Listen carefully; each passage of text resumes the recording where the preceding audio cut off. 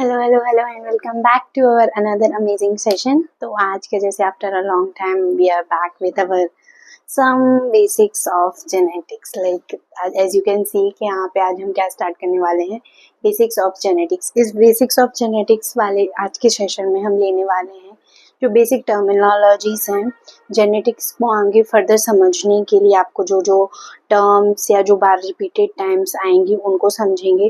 थोड़ा सा हम monohybrid cross dihybrid cross के बारे में समझेंगे और थोड़ा सा कुछ ऊपर से हम मेंडल के वर्क के बारे में समझेंगे कि उन्होंने कितने साल काम किया, किन किन कैरेक्टर्स पे काम किया, उन्होंने कौन सा कैरेक्टर्स लिया था, कौन सा ट्रेट लिया था और किस प्लांट पे उन्होंने काम किया। तो ये छोटी छोटी कुछ चीज़ें हमने मतलब बेसिक्स चीज़ें मैथ जेनेटिक्स वाले इसमें समझने वाले हैं। जैसा कि अब हमारी नई सीरीज स्टार्ट हुई है जिसमें हम इसमें लेने वाले हैं अभी कुछ दिन 8-10 दिन मैं सिर्फ बेसिक्स कवर अप करूँगी जिसमें हम सिर्फ बेसिक्स समझेंगे। अभी हम कोई चैप्टर रिस्पेक्टिव चैप्टर लेके नहीं समझ रहे हैं, सिर्फ बेसिक्स चीज़ें लेके समझ रहे हैं। जैसे आज का जो टॉपिक रहेगा उसमें हम जेनेटिक्स के बेसिक्स लेंगे, फिर एक दिन हम ह्यूमन रिप्रोडक्शन का ले लेंगे, फिर एक दिन हम बायोटेक के, तो अभी बेसिक्स कवर करेंगे। देन फिर हम अपने अपकमिंग सेशन में एक प्रॉपर पूरी सीरीज लेके आएंगे जिसमें हम शुरू से लेके यानी from the beginning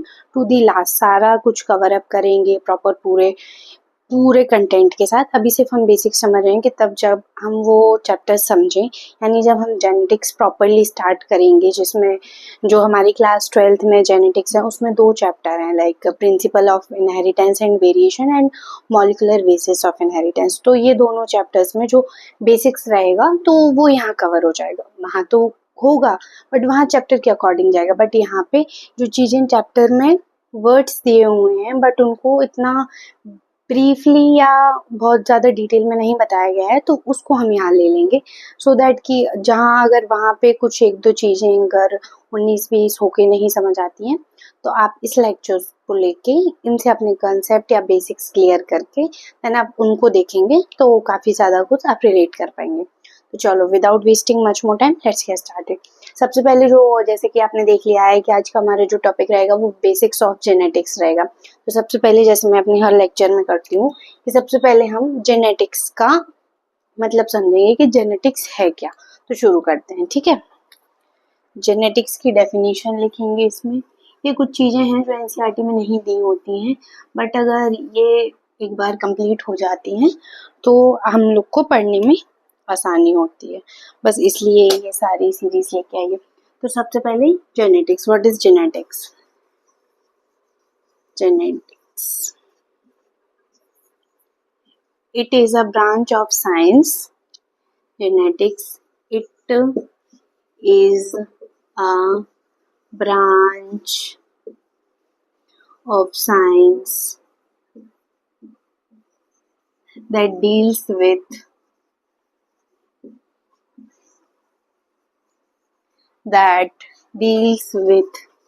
collective study of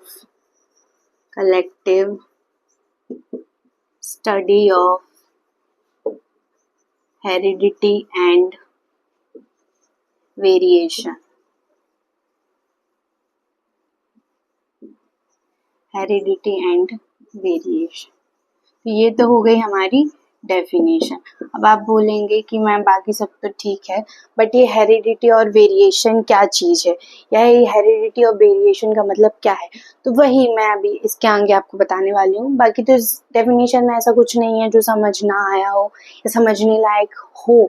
it is a basic English ना, तो इसमें ऐसा कुछ नहीं है। तो बट ये दोनों वर्ड्स हैं हेरिडिटी एंड वेरिएशन, ये मेन वर्ड्स हैं इसके, क्योंकि जेनेटिक्स हमारी एक कलेक्टिव स्टडी है। जेनेटिक्स एक ऐसी ब्रांच है साइंस की जिसमें हम हेरिडिटी और वेरिएशन के बारे में मिला के पढ़ते हैं। मतलब what is heredity and what is variation, इन दोनों की जो कलेक्टिव, जब इन दोनों को हम मिला के पढ़ते हैं तो उस ब्रांच ऑफ साइंस को हम जेनेटिक्स कहते हैं। अब हेरिडिटी और वेरिएशन क्या होता है वो अब हम समझते हैं। हेरिडिटी एंड वेरिएशन ये दोनों बहुत मतलब मस्ट वर्ड है। जेनेटिक्स अगर आपको समझना है तो you must know about heredity and variation, what is heredity and what is variation. तो एक एक करके अब हम सारी टर्मिनोलॉजीज लेंगे यहाँ पे। आप देखिए, सबसे पहले हमारी जो टर्म जाएगी वो जाएगी heredity, heredity. Transmission of characters, पहले डेफिनेशन लिख देती हूँ, उसके बाद बताती हूँ। ट्रांसमिशन ऑफ कैरेक्टर्स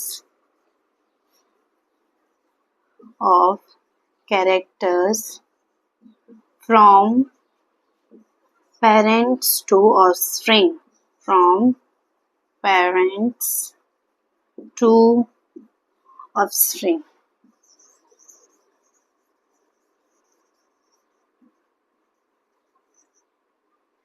देखो ये होता है heredity, transmission of characters from parents to offspring.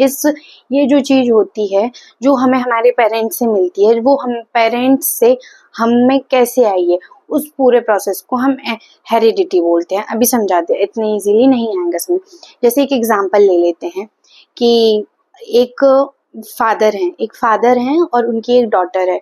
तो जो फादर का एक रिस्पेक्टिव है, स्पेसिफिक कैरेक्टर है, वो फादर से किसमें इनहेरिट हुआ, डॉटर में। जैसे अभी कभी कभी हम ऐसे देखते हैं कि ये अपने मम्मी की तरह दिखता है या अपने पापा की तरह दिखता है, तो हम कैसे उस चीज को देख के बता पाते हैं कि ये चीज विजिबल है, क्योंकि कुछ ऐसी, जैसे किसी किसी की नाक अपने मम्मी पापा जैसी होती है, किसी की आंखें मम्मी जैसी होती है, तो वो कैसे हुई है, वो एक अलग अलग पर्सन है और डॉटर एक अलग पर्सन है। फादर एक अलग और इंडिविजुअल है और डॉटर एक अलग इंडिविजुअल है, बट उनके कैरेक्टर सेम कैसे हुए, इनहेरिट कैसे हुए, मतलब डॉटर ने अपने फादर के कैरेक्टर्स को इनहेरिट कैसे किया। तो उस पूरी एंटायर प्रोसेस को हम हेरिडिटी कहते हैं, कि जब कोई कैरेक्टर पेरेंट्स से ऑफस्प्रिंग में इनहेरिट होता है। इनहेरिट मतलब उन पेरेंट्स से ऑफस्प्रिंग में आता है, ट्रांसमिशन हुआ मतलब ट्रांसफर हुआ, तो उसको हम क्या कहते हैं, हेरिडिटी कहते हैं। ठीक है, चलो हेरिडिटी हो गया कि transmission of characters from parents to offspring, मतलब अपने पेरेंट्स से हमें जो भी कैरेक्टर इनहेरिट होते हैं उनको हम हेरिडिटी बोलते हैं। मतलब कोई भी कुछ भी कैरेक्टर हो सकता है, कलर हो सकता है, आईज हो सकती है, नोज होता है, कोई भी विजिबल कैरेक्टर जिनको हम अपनी नेकेड आईज के थ्रू देख सकते हैं, उन कैरेक्टर्स को जो इनहेरिट होते हैं, ट्रांसफर होते हैं, उसको हम हेरिडिटी कहते हैं। देन हमारा नेक्स्ट आता है variation. What is variation? Variation English वाली टर्म्स में बताओ अभी कि वेरिएशन क्या होता है, अपार्ट फ्रॉम कि अभी हम साइंटिफिक लैंग्वेज में ना बोलते हुए इंग्लिश वर्ड में बताओ कि वेरिएशन क्या होता है। वेरिएशन मतलब differences. What is variation? Differences. क्या हम कहते हैं ना कि ये चीज वेरी कर रही है, यानी इसमें कुछ डिफरेंस है। जैसे कोई दो चीजें हैं, फॉर एग्जाम्पल एक चीज x है, एक चीज y है, दोनों एक दूसरे से अलग हैं, तो मतलब वो दोनों एक दूसरे से वेरी कर रही हैं। वैसे ही होता है, जैसे मैं हूँ, मुझ में बहुत सारे कैरेक्टर्स मेरे पेरेंट्स के होंगे, बट इसका मतलब ये नहीं है कि मैं बिल्कुल ही उनकी तरह दिखती हूँ। मुझ में और उनमें एक अंतर होगा, मतलब कि देख के बता सकती हूँ कि मैं बेटी हूँ, वो मेरे फादर हैं या वो मेरी मदर हैं।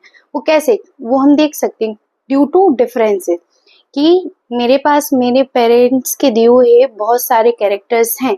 इनफैक्ट उन कैरेक्टर्स के बावजूद भी मुझ में मेरी खुद की आइडेंटिटी के लिए बहुत सारी अलग चीजें हैं, अलग वेरिएशंस है। कि ऐसा नहीं है कि मैं उनकी क्लोन नहीं हूँ, कि जैसे मेरे फादर दिखते हैं बिल्कुल एग्जैक्ट वैसी मैं दिखती हूँ, नहीं, मैं वैसी नहीं दिखती हूँ। ये चीज इजीली आइडेंटिफाई की जा सकती है कि वो मेरे फादर हैं और मैं उनकी डॉटर हूँ। कैसे? वेरिएशंस के थ्रू। वेरिएशंस यानी कुछ ऐसे चेंजेस या कुछ ऐसी स्पेसिफिक चीजें जो मेरे पेरेंट्स में नहीं है बट वो मुझ में है। कहाँ से आई? ड्यू टू वेरिएशंस, वो वेरिएशंस के थ्रू आए। वरना अगर ऐसा होता कि जैसे वो दिखते हैं बिल्कुल एग्जैक्ट कार्बन कॉपी या फोटोकॉपी टाइप अगर मैं दिखती होती, तो फिर कैसे चेंजेस आते। और जो हमारा ह्यूमन रिप्रोडक्शन है या ह्यूमन का जो इवोल्यूशन है वो किसके थ्रू होता है? माइटोसिस के थ्रू होता है, मियोसिस के थ्रू, मियोसिस के थ्रू होता है, जो हमें क्या प्रोवाइड करता है? एक वेरिएशन प्रोवाइड करता है। यानी जो जैसे वो दिखते हैं उनके काफी कैरेक्टर्स मुझ में होंगे, बट दैट डजंट मीन कि मैं उनकी कार्बन कॉपी हूँ या मैं बिल्कुल ही एग्जैक्ट उन जैसी नहीं दिखती या उनकी क्लोन नहीं हूँ मैं। ठीक है ना। तो वही चीज है, तो वो किसके थ्रू आती है, वेरिएशन के थ्रू। हेरिडिटी के थ्रू मुझे उनके कैरेक्टर्स मिले, मतलब उनके काफी सारे कैरेक्टर्स मुझ में ट्रांसफर हुए या ट्रांसमिशन हुआ बहुत सारे कैरेक्टर्स का, लाइक मैनी कैरेक्टर्स, लाइक कुछ कैरेक्टर्स इंडिविजुअल, कुछ इंटरनली, कुछ एक्सटर्नली, लाइक कुछ कुछ चीजें किसी किसी को डिसीजेस इनहेरिट होती हैं, जैसे किसी के पेरेंट्स को किसी चीज की अगर कोई बीमारी होती है तो वो बीमारी या तो शुरुआत में या एक वक्त के बाद बच्चों में भी दिखाई देती है। क्यों? क्योंकि वो इनहेरिट हुई है।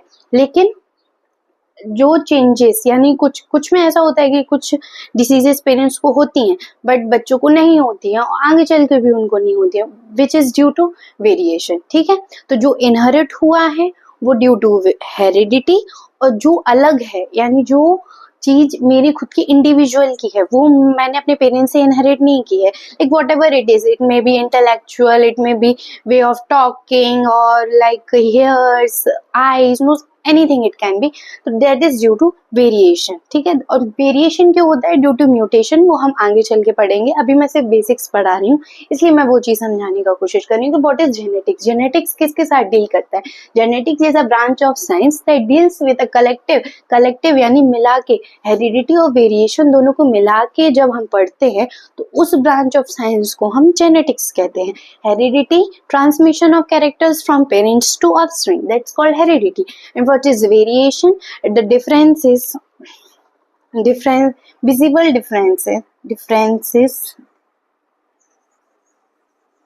differences that is being visible in the different individual of same species, different individual of the same species, मतलब सेम स्पीशीज के होने के बाद मेरे पेरेंट्स और मैं सेम ही स्पीशीज से बिलोंग करती हूँ, मैंने उनके काफी सारे कैरेक्टर्स इनहेरिट किए हैं, बट दैट डजंट मीन कि मैंने उनके हर एक कैरेक्टर, मैं उनकी क्लोन नहीं हूँ, मैंने उनसे कैरेक्टर्स इनहेरिट किए हैं, बट फिर भी मेरे पास कुछ कैरेक्टर्स ऐसे हैं जो मेरे खुद के हैं, जो मैंने अपने पेरेंट्स से इनहेरिट नहीं किए हैं। ठीक है, differences that is being that is visible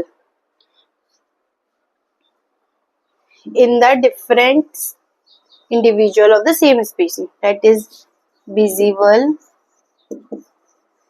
in the different individual of same species, individual of same species। तो ये तो हो गया हमारा जेनेटिक्स की व्हाट इज जेनेटिक्स। इसमें हमने समझा कि जेनेटिक्स क्या होता है, कैसे होता है, और जेनेटिक्स में हम किसके बारे में पढ़ते हैं। ये तो हो गया हमारा चैप्टर का नाम कि हमने जेनेटिक्स वाले चैप्टर में पढ़ना क्या है या जेनेटिक्स होता क्या है। ये तो वो हो गया इसकी बेसिक डेफिनेशन हो गई, जो डेफिनेशन को मैंने बहुत ब्रॉड करके बताया, ऐसा आपको एनसीईआरटी में तो कहीं दिया ही नहीं है, बट फिर भी ये चीज समझ के अब आपको लग रहा होगा कि हम एक्चुअली इस चैप्टर में पढ़ते क्या हैं या पढ़ने क्या वाले हैं, एक्चुअली जेनेटिक्स होता क्या है। ठीक है, तो ये हो गया। अब आते हैं हम इसकी बेसिक टर्मिनोलॉजीज पे कि हमें इसमें कौन कौन सी टर्म्स जो बार बार आएंगी, लेकिन इनकी डेफिनेशन हम एक बार ही समझेंगे। ठीक है, तो बार बार यूज होंगी ये टर्म्स, लेकिन अभी ये देख लीजिए, इसका स्क्रीनशॉट लेना है जिसे, तो मैं 5 सेकंड के लिए साइड हो जाती हूँ, वो स्क्रीनशॉट ले सकता है, उसके बाद हम शुरू करेंगे हमारा नेक्स्ट। चलो ठीक है, हो गया होगा अभी तक, अब इसको रब कर देते हैं, उसके बाद हम फिर से शुरू करते हैं। मैं पॉज कर देती हूँ। चलो अब हम 1 बाय 1 सारे टर्म समझते हैं जो जो हमें समझनी है। सबसे पहली टर्म आती है जीन। What is gene? क्या कोई बता सकता है जीन क्या होता है? What is gene? Gene, it is a unit of inheritance, unit of inheritance, unit of heredity, unit of heredity. ठीक है, unit of heredity. Gene, it is a unit of heredity which is responsible for the inheritance and appearance of characters। मतलब किसके through? Unit of heredity responsible for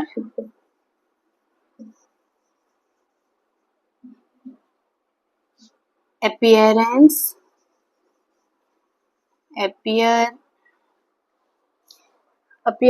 of characters.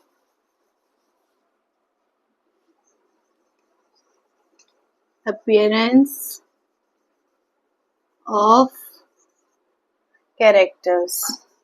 What is gene? अब मैं जैसे बताया unit of heredity को क्या बताया था कि transmission of character, that is transmission of character from parents to the offspring. अब पेरेंट्स से क्या ट्रांसफर हुआ ये तो पता चल गया कि ये कैरेक्टर. अब डायरेक्ट कैरेक्टर आके तो नहीं सीधा घला होगा ना कि वो उनसे निकला और मुझ में घला तो मुझ में आ गया. ऐसा क्या उनसे मुझ में ट्रांसफर हुआ जिसकी वजह से वो कैरेक्टर मुझ में ट्रांसफर हो गया. मतलब जैसे कि ऐसा जब गैमीट फॉर्मेशन हुआ तो गैमीट फॉर्मेशन जब जाइगोट फॉर्मेशन हुआ तो स्पर्म में ऐसी क्या चीज थी, स्पर्म में ऐसा क्या था जिसके थ्रू, या एग में ऐसा क्या था जिसके थ्रू जो कैरेक्टर था पेरेंट्स का कैरेक्टर मुझ में आ गया. जाइगोट कैसे बना? फादर से आया स्पर्म, मदर से आया एग, तो क्या बना? जाइगोट बना. तो अगर कोई फादर का कैरेक्टर है तो वो कैरेक्टर स्पर्म के थ्रू मुझ में आया, या मदर का कोई कैरेक्टर है तो वो एग के थ्रू मुझ में आया है. तो ऐसा क्या था उसमें जिससे वो कैरेक्टर ट्रांसफर हो गया? तो दैट इज जीन था. ये जो मेरा जैसे अभी कोई कलर वाला जीन था जो मुझे मेरे फादर से मुझ में आया, यानी अगर उनका डार्क कॉम्प्लेक्शन था तो मेरा भी, या उनका डस्टी कॉम्प्लेक्शन था तो वो मुझ में ट्रांसफर हुआ. तो जो डस्टी कॉम्प्लेक्शन का जीन था वो मेरे फादर के स्पर्म में प्रेजेंट था, और वो जब जाइगोट फॉर्मेशन हुआ, जब वो फ्यूज करा तो वो जीन के थ्रू वो कैरेक्टर जाइगोट में आ गया. और जब जाइगोट एक बड़े एम्ब्रियो में बना, जब वो एक बड़े बेबी में कन्वर्ट हुआ तो वो कैरेक्टर ट्रांसफर हो गया, यानी हेरिडिट हो गया. तो that is why gene is called the unit of heredity responsible for the appearance of characters. As simple as that कि वो हेरिडिटी की यूनिट है. मतलब जो जीन होता है ट्रांसमिशन किसका होता है? Heredity is the transmission of character from parents to offspring. Then transfer हुआ क्या है? ट्रांसमिशन तो हो गया. हेरिडिटी तो हमने जान लिया कि हेरिडिटी ये होता है कि जो फादर से या पेरेंट्स से कोई कैरेक्टर अगर बच्चे में आता है तो उसको हम हेरिडिटी कहते हैं. बट ट्रांसफर हुआ क्या है एग्जैक्टली? तो दैट इज जीन होता है. किसी एक पर्टिकुलर कैरेक्टर का एक जीन होता है जो पेरेंट्स से ऑफस्प्रिंग में ट्रांसफर होता है. समझ आया? जो कि रिस्पॉन्सिबल होता है for appearance of character. Next is the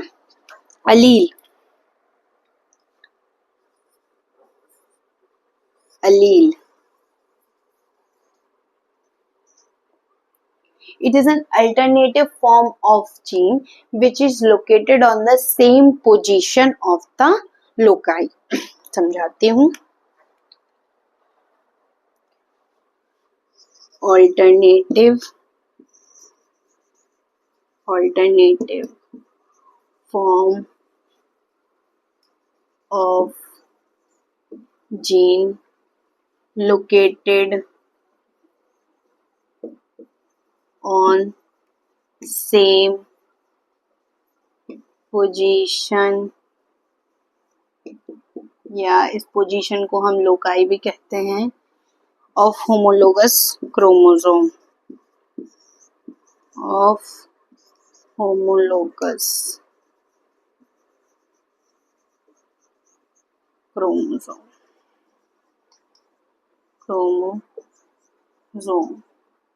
ठीक है. ये एक ऑल्टरनेटिव फॉर्म है जीन का, located on the same position of the homologous chromosome. ठीक है. ऑल्टरनेटिव यानी दूसरा तरीका एक जीन का. जैसे एक जीन है उसका दूसरा, जैसे अभी दो, अगर एक जीन है, एक डार्क कॉम्प्लेक्शन का जीन है, एक लाइट कॉम्प्लेक्शन का जीन है, तो वो दोनों सेम जगह सेम लोकाई पे प्रेजेंट होंगे.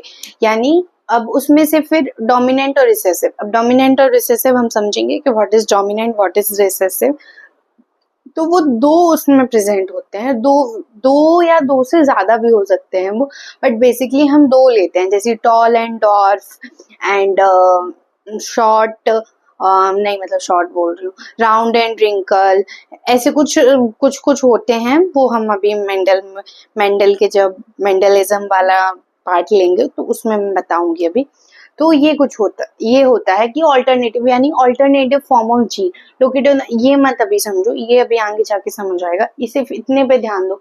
ऑल्टरनेटिव फॉर्म ऑफ जीन यानी जीन का ऑल्टरनेटिव। जैसे किसी चीज को करने के दो तरीके होते हैं जब हम बोलते हैं ना कि इसके लिए ऑल्टरनेटिव मेथड क्या होता है, या कुछ चीज हम समझते हैं तो हम खुद बोलते हैं कि इसके लिए ऑल्टरनेटिव मेथड क्या हो सकता है, इसके लिए दूसरा तरीका क्या हो सकता है। तो वैसे ही एलील होता है ऑल्टरनेटिव फॉर्म ऑफ जीन का ऑल्टरनेटिव फॉर्म है। अब हम समझेंगे जो हमारा थर्ड टर्म है। पहले हम डोमिनेंट एंड रिसेसिव समझेंगे, उसके बाद फिनोटाइप एंड जीनोटाइप समझेंगे, और उसके बाद होमोजाइगस हेटेरोजाइगस समझेंगे, then monohybrid cross, dihybrid cross, फिर उसके बाद मेंडल वाला थोड़ा सा हम जो बेसिक वाला पार्ट है वो लास्ट में लेंगे। जो उसकी इन डेप्थ वाला मेंडल काफी थोड़ा ब्रॉड पार्ट है मेंडल वाला, तो उसको जब हम अपनी प्रॉपर सीरीज लेके आए, क्योंकि वो चैप्टर में भी काफी ब्रॉड है, तो उस चीज को हम अपने चैप्टर में कवर। अभी जैसे कि मैं फिर से याद दिला देती हूँ कि ये हमारा बेसिक्स है, यानी बेसिक्स और जेनेटिक्स वाला पार्ट है। ठीक है, तो अब हमारा थर्ड टर्म आता है dominant. What is dominant? Just in English words बताओ, डोमिनेंट क्या होता है? जो दूसरे को सप्रेस करते हैं। मतलब जैसे अगर मैं और मेरे भाई में मैं डोमिनेंट हूँ या मेरा भाई डोमिनेंट है, तो वो मुझे सप्रेस कर देगा। यानी जब वो कहीं होगा या उसकी कोई बात चल रही होगी तो मेरा होना ना होना मैटर नहीं करेगा। That is what dominants mean. मतलब हम बेसिक यहाँ इंग्लिश टर्मिनोलॉजी से समझे तो this is what dominant mean. And same here, it goes same here in that कि डोमिनेंट क्या होता है। जैसे कोई कैरेक्टर है, जैसे कोई कैरेक्टर है, टॉल वाला कैरेक्टर है। पहले मैं यहाँ डेफिनेशन लिख दूं। डोमिनेंट क्या होता है? The in presence of dominant cat that suppresses the other, that suppresses the behavior of other, suppresses the nature or behavior, suppresses the nature or behavior of other character, but other character। ठीक है, समझ आया? That suppresses the nature और behaviour of the other character. जैसे कि अगर मेरा भाई, अब मेरा भाई वाला एग्जांपल नहीं लेंगे हम, अब साइंटिफिक एग्जांपल लेंगे। एग्जांपल ये है कि जैसे एक कैरेक्टर है हाइट का कैरेक्टर लेंगे हम। तो एक कैरेक्टर है टॉल, इसको हम एक हाइट वाला है, इसमें एक है टॉल जिसको हम कैपिटल टी से रिप्रेजेंट करेंगे, और एक है डॉर्फ।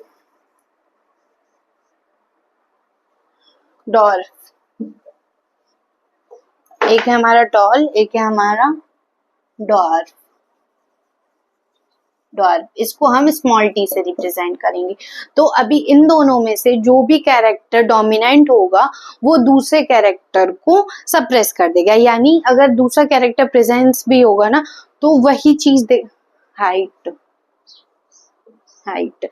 का कैरेक्टर है, एक टॉल है एक डॉर्फ है। तो यहाँ हमने टॉल वाला जो हमारा कैरेक्टर है वो डोमिनेंट कैरेक्टर है, क्योंकि जब अगर ये है होमोजाइगस कैरेक्टर शो करेगा, मतलब होमोलोगसली ये प्रेजेंट होगा, तो ये है हमारा डोमिनेंट कैरेक्टर।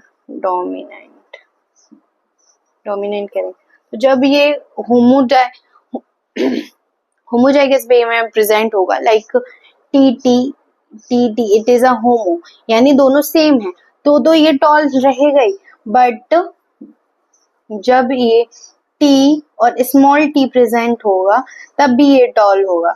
क्यों? क्योंकि टी यहाँ डोमिनेंट है, तो इसने स्मॉल टी के डॉर्फ के कैरेक्टर को सप्रेस कर दिया है। तो जब ये डॉर्फ वाला कैरेक्टर होगा या ना होगा, जब ये होमोजाइगसली प्रेजेंट होगा, मतलब टी और स्मॉल दोनों टी स्मॉल होंगी, तभी ये डॉर्फ होगा। अदरवाइज ये in the presence of capital T, it will always be tall. That is because of the dominant character of the T. समझ आया डोमिनेंट क्या होता है? तो वैसे ही रिसेसिव है। अब रिसेसिव वाला तो समझ गए होंगे कि जो सप्रेस हो जाता है in presence of dominant character. जैसे ये वाला हमारा जो था, इसमें जो हमारा स्मॉल टी है वो सप्रेस हो गया टी के प्रेजेंस में। टी था, इसमें स्मॉल टी था अभी, तो ये मीडियम हाइट क्यों नहीं हुआ? ये नहीं हुआ मीडियम हाइट, ये फिर भी टॉल ही हुआ। क्यों हुआ टॉल? क्योंकि due to the presence of the dominant character. तो that is what means recessive. तो रिसेसिव वाला टर्म ये यही समझ गए, इसमें कुछ अलग नहीं था। वो तो एक समझ जाते तो वो तो दोनों के अपोजिट होता है, तो समझ आ गया होगा। तो ये हमारा रिसेसिव हो गया, यहाँ ये हमारा रिसेसिव कैरेक्टर हो गया कि जो खुद को सप्रेस कर देता है in presence of the dominant character. ठीक है, यहाँ रिसेसिव लिख देती हूँ वरना आपको लगे। Recessive that gets suppressed in the presence of the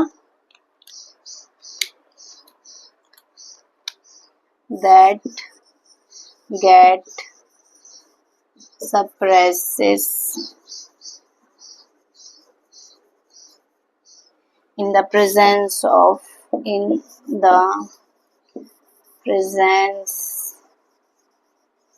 of dominant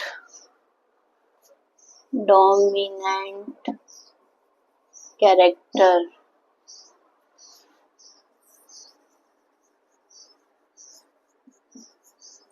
ठीक है, ये हो गए हमारे 4 टर्म्स। अब बोर्ड पे इस पे ज्यादा जगह है नहीं, तो इसको ले लो स्क्रीनशॉट, भले लिखना हो तो लिख लो, फिर इसको रब करके हम आगे का पढ़ते हैं। मैं इसको पॉज कर देती हूँ वीडियो को।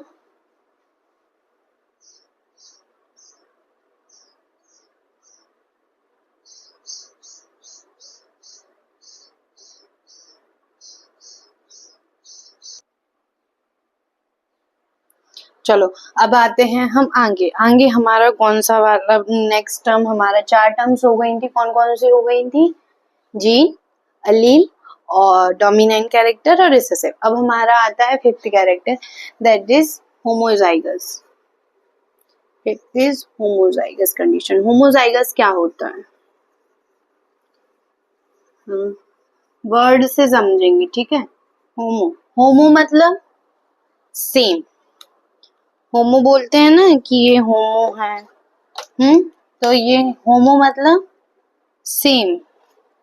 जाइगस मतलब जाइगोट बोलेंगे हम, सेम जाइगोट से ले लेंगे, ठीक है। तो होमोजाइगस यानी जिनमें कैरेक्टर सेम हो, मतलब homozygous condition. Either it can be T और it can be small T. Homo मतलब दोनों सेम है, जो दोनों कैरेक्टर्स, जैसे ये वाला टी आया स्पर्म से, ये वाला टी आया एक्स से, तो दोनों होमोजाइगस कंडीशन हो गई। तो जो जाइगोट में जो कंडीशन बनी है किसी कैरेक्टर को लेके, वो होमोजाइगस हैगी। होमोजाइगस कैसे है कि दोनों सेम है। Either it can be completely pure tall और pure dwarf. It can be pure डॉट, जरूरी नहीं है कि हमेशा टॉल रहे, ये डॉर्फ भी हो सकता है कि क्योंकि जो हमारे स्पर्म से जो हमारा टी आया है वो स्मॉल टी आया है, और जो हमारे एग से टी आया है वो भी स्मॉल टी आया है, तो दैट इज होमोजाइगस कंडीशन, ठीक है। अभी नेक्स्ट है हमारा हेट्रोजाइगस। हेट्रोजाइगस कंडीशन तो वर्ड से ही समझ सकते हैं कि इट इज हेट्रो मतलब डिफरेंट, हेट्रोजाइगस कंडीशन। हेट्रोजाइगस में क्या होता है? डिफरेंट होता है। यानी डिफरेंट में क्या ही हो सकता है कि स्पर्म से आ गया कैपिटल टी और एग से आ गया स्मॉल टी, ठीक है। ये टी वाला हाइट वाला कैरेक्टर तो ले रही हूँ, इसमें और भी बहुत सारे कैरेक्टर्स होते हैं जो हम मेंडलिज्म में जब चैप्टर को पढ़ेंगे ना, तो उसको हम अच्छे से समझेंगे कि मेंडल ने कौन सा कैरेक्टर को डोमिनेंट लिया था और कौन से कैरेक्टर को रिसेसिव में लिया था, ठीक है। तो ये हमारा हो गया हेट्रोजाइगस कंडीशन। देन इसके बाद आता है हमारी दो very important term, and sometimes it can be very confusing as well, तो उसको हम समझते हैं। वैसे कंफ्यूजिंग है नहीं, बट कभी कभी मैं हो जाती थी कंफ्यूज, जब मैं पढ़ती थी तो मैं हो जाया करती थी कि इन दोनों को डिफरेंशिएट कैसे करें। तो वो टर्म्स हैं, एक है हमारी फिनोटाइप और एक है हमारा जीनोटाइप। फिनोटाइप एक है हमारा genotype. Genotype, what is phenotype? अब जैसे एक ट्रिक मैंने यूज करी है वो है फिनोटाइप, पी से फिनो, पी से फिनो, पी से फिजिकल कैरेक्टर्स। जो अपियरेंस ऑफ द मतलब जो भी चीज हमारे फिजिकल कैरेक्टर्स को बताती है, फिजिकल अपियरेंस को बताती है, उसको हम लेते हैं किसमें? फिनोटाइप में लेते हैं। लाइक फिजिकल कैरेक्टर्स, जैसे फिजिकल कैरेक्टर, जैसे फॉर एग्जाम्पल जैसे ये हमारा कैपिटल टी और कैपिटल टी है और एक हमारा कैपिटल टी और स्मॉल टी है, तो इसमें जो हमारा कैरेक्टर आएगा वो क्या आएगा? टॉल ही आएगा। Either it is homozygous, either it is और इट इज हेट्रोजाइगस। दोनों कंडीशन में जो हमको बाहर से देखेगा, जो फिजिकल अपीयरेंस होगा वो क्या होगा? वो टॉल ही होगा। तो फिर हम उस चीज को डिफरेंशिएट नहीं कर पाएंगे। मतलब हम नेकेड आई से देखेंगे विदाउट एनी एक्सपेरिमेंट और विदाउट एनी माइक्रोस्कोप और विदाउट एनी क्रोमोसोमल स्टडी, तो हम ये चीज डिफाइन नहीं कर पाएंगे कि ये होमोजाइगसली टॉल है या हेट्रोजाइगसली टॉल है। बट जो उसका फिजिकल कैरेक्टर रहेगा वो टॉल ही रहेगा। तो that is why phenotype represent the physical character of any specific character हो सकता है, मतलब किसी भी कैरेक्टर को जो फिजिकल अपीयरेंस होता है वो, क्योंकि डोमिनेंट कैरेक्टर की प्रेजेंस में उसने रिसेसिव को सप्रेस कर दिया, जिसकी वजह से हमें वही कैरेक्टर दिख रहा है, वही कैरेक्टर विजिबल है जो डोमिनेंट है, और वो क्या है? टॉल। वो क्या है? Tallness. Then here comes to genotype. Genotype यानी जेनेटिकली डिफरेंस या जेनेटिकल कैरेक्टर। जैसे ये ही वाला एग्जांपल लेंगे तो ये यहाँ लिख देती हूँ, जेनेटिकल कैरेक्टर। जेनेटिकल कैरेक्टर होता है, तो जैसे कि ये जेनेटिकली, तो जैसे हमने यही वाला एग्जांपल लेते हैं, फिनोटिपिकली तो ये सेम है, but genotypically it is different, it is completely different. ठीक है, समझ आया कि ये टॉल रहेगा, टॉल दोनों रहेंगे, वो उसका फिजिकल कैरेक्टर हो गया, यानी फिनोटाइप सेम रहेगा, बट जीनोटाइप यानी जेनेटिकल जो कैरेक्टर है वो डिफरेंट है। जेनेटिकल कैरेक्टर यानी कि जब आगे चल के ये रेप्लिकेट करेगा या ये रिप्रोड्यूस करेगा, तो इस वाले में 50% चांस रहेगा कि ये टॉल बनाएगा, टॉल कैरेक्टर इन देगा, आगे पास ऑन करेगा, और 50% चांस है कि ये डॉफ कैरेक्टर भी आगे पास ऑन कर सकते हैं। बस इस वाले टॉल में जो होमोजाइगसली टॉल है, इसमें 100% चांस है कि ये जो आगे पास ऑन करेगा it will always be T, यानी कैपिटल टी। समझ आया? तो it is, that is what it is, phenotype and genotype. ये आपको कैलकुलेट करना पड़ेगा, इसके आपको रेशोज बताने पड़ेंगे जब हम मोनोहाइब्रिड क्रॉस और डाइहाइब्रिड क्रॉस करेंगे। ठीक है, तो अभी तो ये हमने डेफिनेशन ही समझी है कि ये एक्चुअली होता क्या है, तो वहां आप अपने आप समझ जाएंगे। तो ये तो हो गई हमारी टर्म्स। अब आते हैं हम थोड़ा सा मोनोहाइब्रिड क्रॉस के बारे में समझेंगे, मतलब ऊपर ऊपर से कि what actually monohybrid cross is, and then उसके बाद हम समझेंगे डाइहाइब्रिड क्रॉस। ठीक है, तो अभी इसको रब कर देती हूँ, तब तक मैं वीडियो पॉज कर दे रही, फिर उसके बाद फिर से कंटिन्यू करेंगे हम।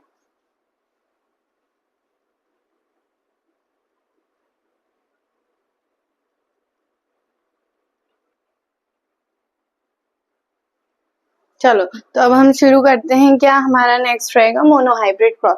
So what is actually monohybrid cross? इसमें हम मोनोहाइब्रिड क्रॉस करेंगे। मोनोहाइब्रिड मैं करके बताती हूँ, फिर उसके बाद समझेंगे। सबसे पहले हम दो लेंगे, प्योर टॉल और प्योर ड्वार्फ लेंगे, यानी कैपिटल टी और स्मॉल टी। प्योर टॉल, ये टॉल है, ये डॉफ लिख नहीं रही हूँ क्योंकि फिर क्रॉस करने में प्रॉब्लम आएगी। तो अब सबसे पहले इसमें से कौन सा कैरेक्टर आएगा? एक ही कैरेक्टर आ सकता है, एक ही आ सकता है ना? तो इससे आया टी और इससे आया स्मॉल टी, तो ये हो गया हमारा एक कैरेक्टर।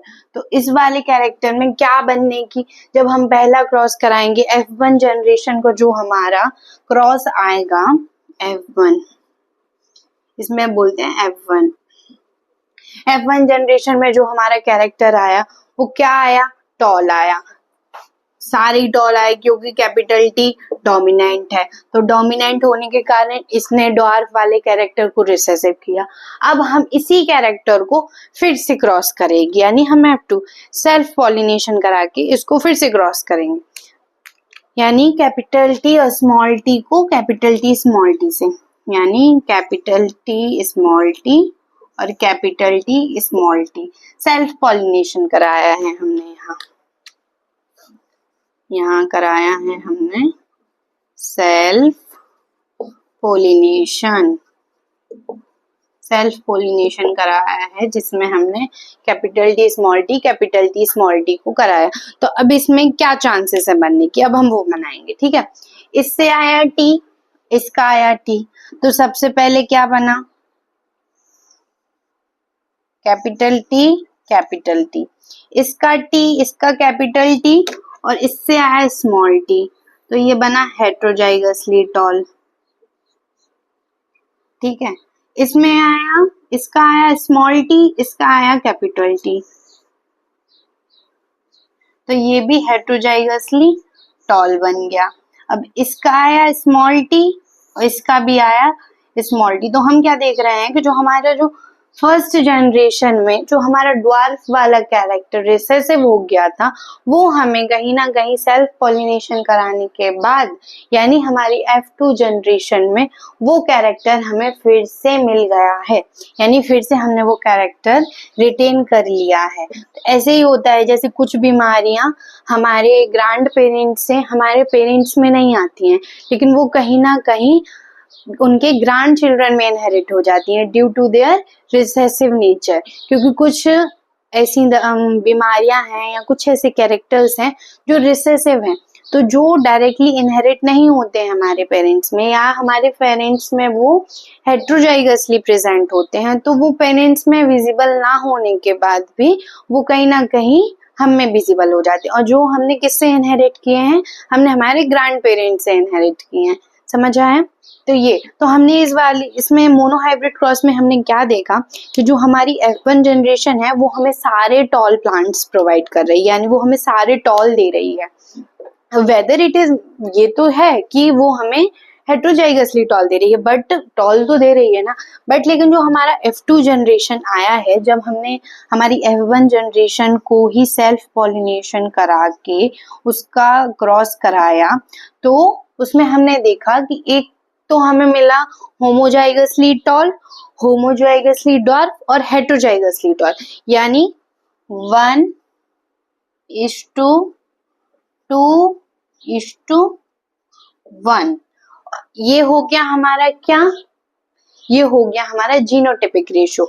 और अगर हम इसका फिनोटिपिक रेशो लिखेंगे तो वो आएगा 3:1। 3:1 क्यों आएगा, क्योंकि वेदर इट इज हेट्रोजाइगसली टॉल, लेकिन है तो टॉल ही ना, है तो टॉल, क्यों भले ही वो हेट्रोजाइगसली है, इसलिए this is how phenotypic and genotypic ratio varies. लिख देती हूँ यहाँ पे कि ये है हमारा जीनोटिपिक रेशो, जीनोटिपिक रेशो, और ये है हमारा फिनोटिपिक रेशो, फिनोटिपिक रेशो।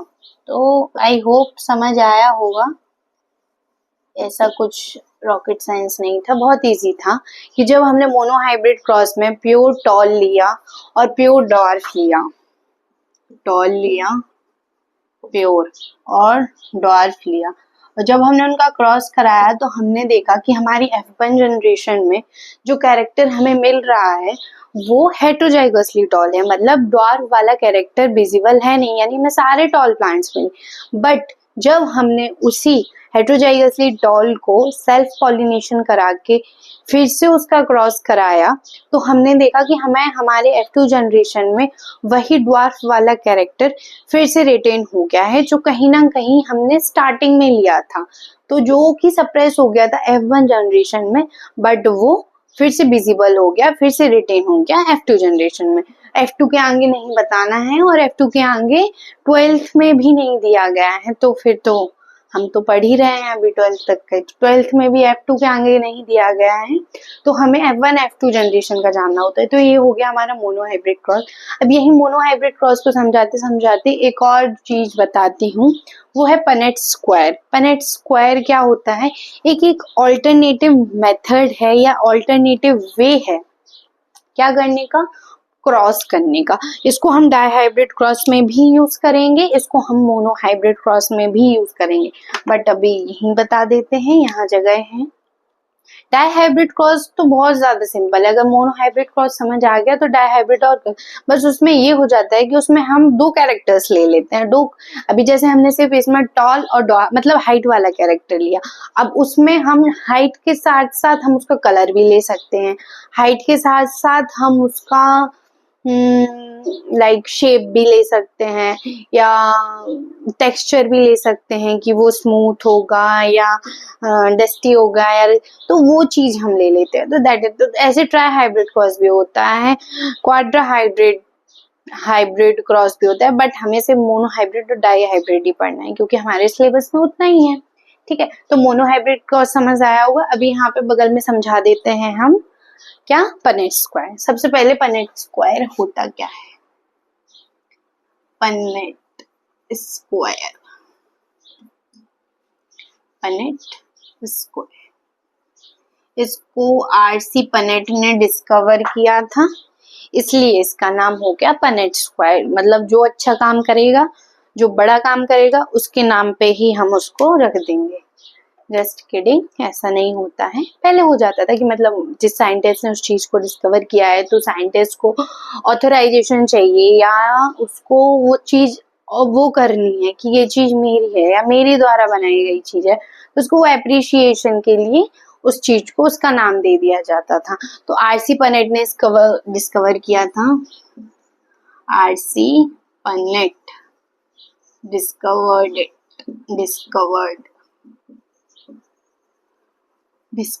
सबसे पहले होता क्या है, ए है graphical representation for the calculation of the phenotypic और जीनोटिपिक रेशियो और क्रॉस के लिए बताते हैं। ग्राफिकल रिप्रेजेंटेशन, ग्राफिकल, यही वाला एग्जांपल ले लेंगे, ग्राफिकल रिप्रेजेंटेशन,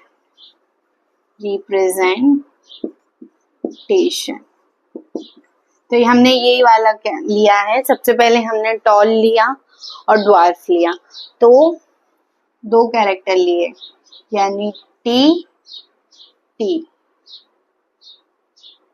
स्मॉल टी, मतलब ऐसे नहीं,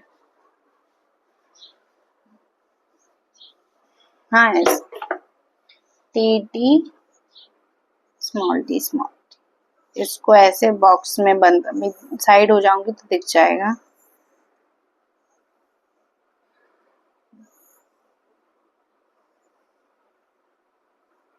ठीक है, ये हमने कैरेक्टर्स लिए टी स्मॉल टी।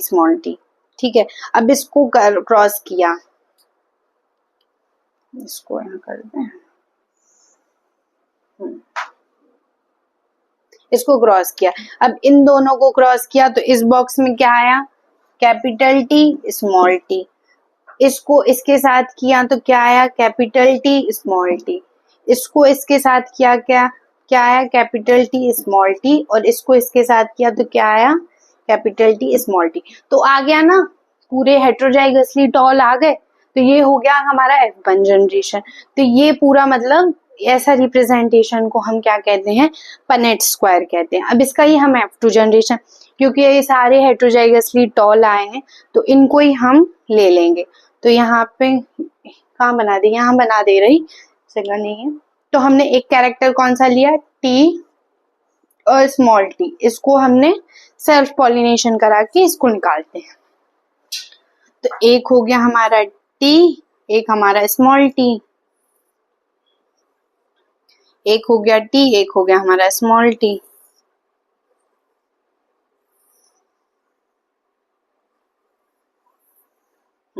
ठीक है, अब हम इसको लिखेंगे कि इसमें हम टी, इसको इसके साथ किया कैपिटल की, इसको इसके साथ किया कैपिटल टी स्मॉल टी, इस टी को इसके साथ किया कैपिटल टी स्मॉल टी, इस टी को इसके साथ किया तो स्मॉल टी आ गया ना, एग्जैक्ट सेम। मतलब जीनोटिपिक रेशो और फिनोटिपिक रेशो, एक आया कैपिटल टी, दो आए हेट्रोजाइगसली टॉल वाले कैपिटल टी स्मॉल टी, और एक आया डॉर्फ वाला स्मॉल टी यानी ये।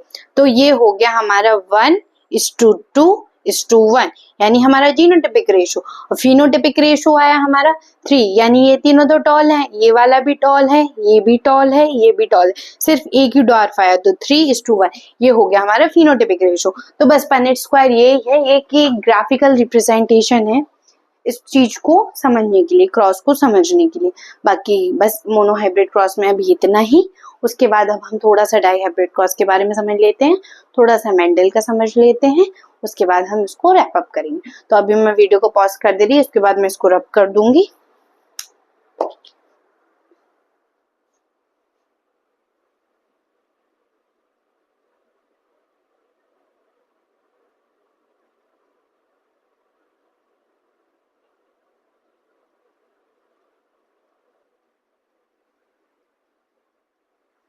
चलो, तो अब हम हमारा नेक्स्ट आता है मोनोहाइब्रिड क्रॉस के बाद आता है हमारा डाईहाइब्रिड क्रॉस।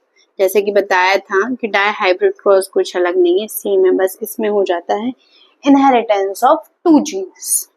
डाईहाइब्रिड क्रॉस यानी inheritance of 2 genes. Inheritance of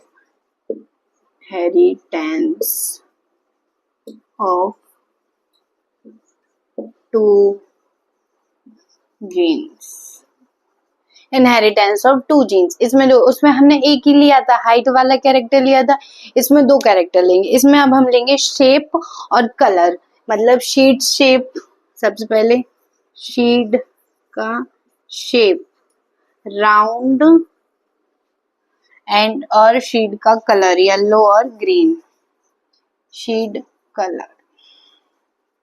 तो इसमें 2 शेप कौन कौन से हैं, एक है राउंड कैपिटल आर से, जो कि डोमिनेंट कैरेक्टर रहेगा, राउंड कैपिटल आर, और रिंकल्ड, रिंकल्ड यानी थोड़ा मुरझाया हुआ, मुरझाया इन द सेंस थोड़ा गुड़मुड़ू सा, मतलब प्रॉपर राउंड शेप नहीं है, रिंकल। ये हमारा रिसेसिव रहेगा।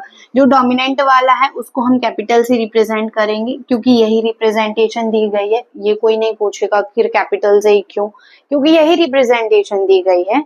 जो साइंटिस्ट ने पहले रिप्रेजेंटेशन दी थी वो यही दी गई थी कि जो हमारा डोमिनेंट रहेगा उसको हम कैपिटल से रिप्रेजेंट करेंगे, और जो हमारा क्या रहेगा, रिसेसिव रहेगा, उसको हम स्मॉल से रिप्रेजेंट करेंगे। अब शीड कलर में हमें 2 कलर दिए गए हैं, येलो और ग्रीन, जिसमें से हमारा जो येलो है वो है डोमिनेंट, जिसको हम किससे रिप्रेजेंट करेंगे, कैपिटल वाई, और देन है हमारा ग्रीन जो कि हमारा रिसेसिव कैरेक्टर है, जिसको हम स्मॉल वाई से रिप्रेजेंट करेंगे। ठीक है, तो अब हम लेते हैं कैरेक्टर्स। राउंड और रिंकल्ड को, प्रॉपर राउंड और येलो को लेंगे, रिंकल्ड और ग्रीन से क्रॉस कराएंगे। कहाँ करा दें, इसकी भी 2 जनरेशन लेनी है क्या, 1 सेकेंड देख लूं मैं। हाँ लेनी है, जगह तो है नहीं, लेकिन तो ये रब कर दे रही, से समझ आ गया। शीट शेप है राउंड और रिंकल्ड, शीट कलर है येलो और ग्रीन। ठीक है, दोनों ये चीजें समझ आए। अब इसको रब कर दे रही, फिर यही समझ लो, क्योंकि फिर जगह नहीं है।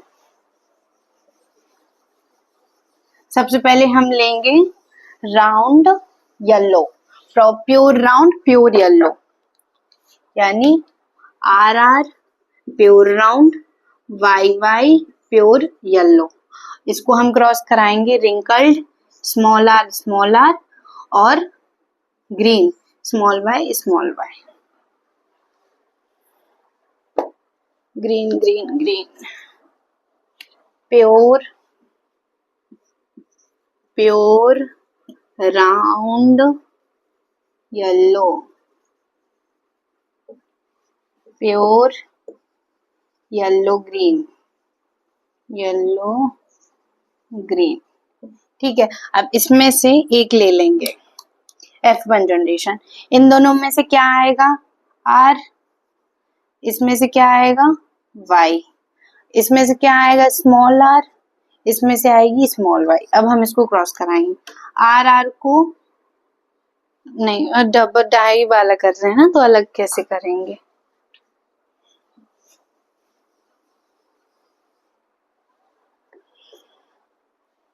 आर इस वाले में से आया एक आर, इसमें से आया एक आर, अब इसमें से एक y, कैपिटल Y, और ये आया स्मॉल y। तो अब due to the presence of dominant character ये हो तो जाएगा राउंड और येलो, प्योर नहीं होगा, हेट्रोजाइगस वाला होगा, बट होगा तो राउंड एंड येलो, क्योंकि जो रिसेसिव वाले कैरेक्टर्स हैं वो तो सप्रेस हो जाएंगे। तो हमारा F1 जनरेशन में जो आया पहला वो आया राउंड एंड येलो, F1। अब इसकी हम सेल्फिंग कराएंगे, F1 जनरेशन, इसकी हम सेल्फिंग कराएंगे, पनेट स्क्वायर से कराएंगे इसकी सेल्फिंग।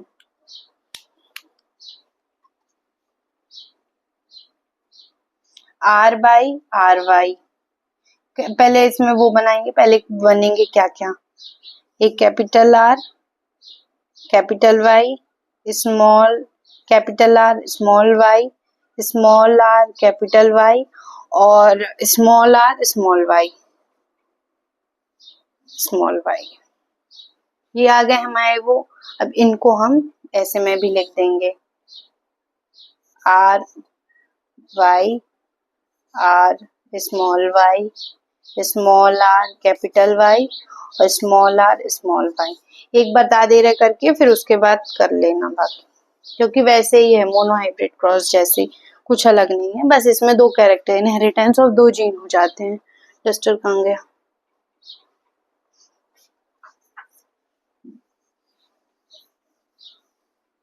तो यहाँ आ गया। इन दोनों को जब कराया तो क्या बना, capital R capital R, capital Y capital Y, capital R capital R, capital Y capital Y, इसमें से capital R capital R, capital Y small y, इसमें capital R small r, capital Y capital Y, फिर इसमें बना capital R small r, capital Y small y। अब वैसे ये सारे करने हैं, capital R capital R, capital Y small y, capital R capital R small y small y, capital R small r, और कैपिटल Y स्मॉल y, ऐसे ऐसे करके पूरे कैरेक्टर्स बनने हैं। तो जो हमारा रेशो आएगा वो फिर हमारा, इसमें से फिर हम जीनोटिपिक रेशो और फिनोटिपिक रेशो निकाल लेंगे। समझ आया, ऐसे करते हैं die hybrid cross. F1 generation में ये आया, और फिर ये जो उसके बाद आएगा वो F2 जनरेशन। मतलब बेसिक्स तो समझा दिए, अब ये तो फिर है मजदूरी, ये वो तुम्हें करनी है, वो मेरा काम नहीं है, मेरा काम था बताना कि कैसे करना है। अब जो ये खाली बॉक्स जो छोड़े हैं ना, इन्हें भर के तुम्हें मुझे बताना है कि मैम इसका रेशो क्या है, जीनोटिपिक रेशो क्या है, और फिनोटिपिक रेशो क्या है डाई हाइब्रिड क्रॉस में। ठीक है, तो ये हो गया हमारा मोनो हाइब्रिड क्रॉस भी हो गया, डाई हाइब्रिड क्रॉस। अब हमारा थोड़ा सा सेगमेंट मैं मेंडल के बारे में बताऊंगी, उसके बाद हमारा आज का सेशन यहीं खत्म हो जाएगा। ठीक है, तो आई होप अभी तक जितना समझाया है मैंने पूरा कोशिश किया है कि आपको अच्छे से बताऊं, अच्छे से एक एक चीज समझाऊं, एक एक जो बेसिक्स हमें बुक में कहीं ना कहीं नहीं दिए होते हैं वो समझाऊं, वो बताऊं। और आई रियली विश कि आपको समझ आया हो और आपने अच्छे से समझा हो, अच्छे से हर एक चीज को देखा हो, समझा हो। जो नहीं समझ आया उसको फिर से समझना, फिर भी समझ नहीं आया तो कमेंट में बताना, हम फिर से सेशन ले लेंगे, कोई दिक्कत नहीं है उसमें। बट मेन है आपकी पढ़ाई होनी चाहिए और कुछ भी छूटना नहीं चाहिए, है ना। एक बार में नहीं आता फिर से समझो, नहीं आता फिर समझो, 10 बार समझो, कभी तो आएगा ना, ऐसा तो नहीं होता है, इतना तो कोई रॉकेट साइंस हम पढ़ नहीं रहे हैं कि कभी ही समझ ना आए। फिर यहाँ की दिक्कत है कि नहीं? तो इतना कुछ नहीं है, आराम से अपनी पढ़ाई करो, अच्छे से पढ़ो, अच्छे से रिवाइज करो, चीज़ों को समझो, बुक रीड करो। मेन चीज़ है कि आप अपनी बुक रीड करो, उसको पढ़ो, नोट्स बनाओ, क्वेश्चंस करो, फिर डाउट आता है फिर पूछो, बैठी हूँ मैं बताऊंगी। ठीक है, तो अब ज़्यादा बातें नहीं करनी है। अब हमारा नेक्स्ट है क्या, मेंडल वाला। तो मेंडल को मैं ऐसे मुंह से थोड़ा थोड़ा बोल बोल के बता दूंगी, मेंडल ने किस पे काम किया था, मेंडल ने कब से कितने साल काम किया था। मेंडल ने काम किया था 56 से 63 तक, 18 मेंडल वर्क 1856 से 1863 तक उन्होंने काम किया था, उन्होंने 7 साल काम किया था 1856 से 1863 से। ये क्वेश्चन आ जाता है, 7 इयर्स काम किया था उनने। 7 कॉन्ट्रास्टिंग कैरेक्टर्स लिए थे, 7 कॉन्ट्रास्ट, अब वो क्या है वो जब हम चैप्टर पढ़ेंगे तब समझेंगे। 7 कॉन्ट्रास्टिंग कैरेक्टर्स लिए थे उन्होंने। किस प्लांट पे काम किया था, पाइसम सटाइवम पे काम किया था उन्हें, गार्डन पे सटाइवम पे काम किया था, गार्डन पे, गार्डन पे। ठीक है, उन्होंने 7 साल काम किया था, 7 कॉन्ट्रास्टिंग कैरेक्टर्स लिए थे, यानी 7 pairs, 7 pairs, my bad, 7 pairs, very very very important, 7 pairs यानी 14 कैरेक्टर्स लिए थे उन्होंने, 14 कैरेक्टर्स लिए थे उन्होंने। ठीक है, पाइसम सटाइवम पे काम किया था, यानी गार्डन पी पे उन्होंने काम किया था। वाई पाइसम सटाइवम, उन्होंने पाइसम सटाइवम पे क्यों काम किया था, क्योंकि इसकी life cycle easy to grow होता है और इसकी लाइफ साइकिल भी काफी छोटी होती है, यानी वो जल्दी ही ग्रो करके बड़े होके उनकी पूरी लाइफ साइकिल वो अपनी आंखों के सामने देख सकते थे। उन्हें हैंडल मैनेज करना काफी इजी होता था, मतलब इतनी ज्यादा सर्विसेज वो नहीं रिक्वायर करते हैं, मतलब इजीली इनको अपन मैनेज कर सकते हैं गार्डन बी को, इसलिए इन्होंने इस पे काम किया था, जल्दी बड़े हो जाते हैं और ये रेप्लिकेट काफी करते हैं। रेप्लिकेट यानी रिप्रोड्यूस, जो इनका क्रॉसिंग होता है वो ज्यादा इनॉर्मस अमाउंट में, मतलब गार्डन पे एक मटर के उसमें छिलके में कितने सारे दाने होते हैं, वो हर एक दाना एक पौधा बनाएगा, तो इसलिए भी काफी ज्यादा यूजफुल था। तो ये कुछ बेसिक बेसिक सी चीजें थी मेंडल के वर्क की। बाकी मेंडल का वर्क काफी बड़ा है, इसके लॉस भी हैं, वो हम हमारे जो हम प्रॉपर वाला सेशन लेंगे ना उसमें पढ़ेंगे। तो बस आज के लिए इतना ही, बस तब तक अपना पूरा रिवाइज करो, इन बेसिक्स को अच्छे से पढ़ो कि जब मैं नया लेक्चर यानी प्रॉपर चैप्टर वाला लेक्चर लेके आऊँ तो उसमें आपके बेसिक्स क्लियर हो। जब मैं बोलूँ फिनोटाइपिक रेशो तो आपको पता है कि फिनोटाइप क्या होता है, फिनोटाइपिक रेशो क्या होता है। जब मैं बोलूँ जीनोटाइप तो आपको वो भी पता है, मैं बोलूँ जीन तो आपको वो भी पता है, मैं हेरिडिटी, वेरिएशन, ये सारे वर्ड्स जब मैं बोलूँ, अगर मैं इन केस में समझाना भूल जाती हूँ या मैं उनको डिस्क्राइब करना भूल जाती हूँ तो एटलीस्ट आपको पता हो कि वो चीज़ एक्चुअली क्या होती है। इसलिए मैंने आज का ये लेक्चर डिज़ाइन किया था कि इसमें सिर्फ हम इनके बारे में पढ़ेंगे। तो without wasting your time waste मत करो, अच्छे से पढ़ाई करो, शुरू से पढ़ाई करो। ऐसा नहीं कि लास्ट में पढ़ेंगे एग्जाम के टाइम पे, नहीं, शुरू से एक से कंसिस्टेंसी के साथ पढ़ो, अच्छे से पढ़ाई करो, अपना ध्यान रखो। चलो ठीक है, मिलते हैं अभी नेक्स्ट सेशन में, तब तक के लिए all the very best, bye bye, take care. और हाँ, रिवाइज करना मत भूलना।